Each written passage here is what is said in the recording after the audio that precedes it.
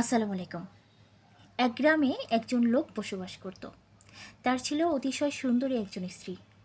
সেই স্ত্রীর সৌন্দর্যে গ্রামের লোকজন স্ত্রীকে নিয়ে ঈর্ষা করত। কিন্তু তাদের মধ্যে দাম্পত্য জীবন ছিল মধুর এবং সুখময়। গ্রামে হঠাৎ করে চর্মরোগের প্রাদুর্ভাব দেখা দিল। সেই চর্মরোগের প্রাদুর্ভাবে তার স্ত্রী শরীরের সৌন্দর্য হারিয়ে ফেলতে বসেছিল এবং তার চেহারা ঝলসে যাচ্ছিল। এহেন সময়ে স্বামী স্ত্রী চলে গিয়েছিল ঘোরার জন্য। ঘুরতে যাওয়ার পথে স্বামী অ্যাক্সিডেন্ট করে তার দুটি চোখ হারিয়ে ফেলে। অন্ধ স্বামী এবং স্ত্রী তাদের নতুন সংসার শুরু করে দেয়। সংসারে স্বামী স্ত্রীর মধ্যে ভালোবাসার এক বিন্দু কমতি ছিল না। তারা দুজন দুজনকে অনেক বেশি ভালোবাসতো।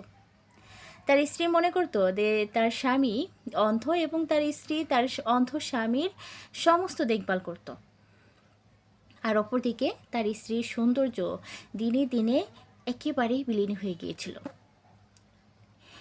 এর মধ্যে কিছুদিন পর তার স্ত্রী মারা গেল। মারা যাওয়ার পর তার স্ত্রীকে কবর দেওয়ার পর সে অন্য কোথাও চলে যেতে চাচ্ছিল। লোকটি সেখানে থাকতে চাচ্ছিল না।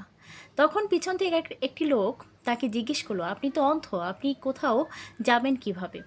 তখন লোকটি বলল, আসলে আমি অন্ধ হওয়ার এতদিন নাটক করেছি।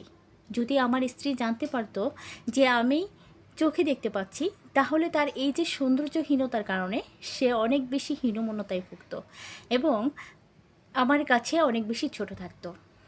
এই কারণে আমি তার সামনে এতদিন অন্ধ হওয়ার নাটক করেছি। আসলে মানুষের বাহ্যিক সৌন্দর্য বলে কিছু নেই।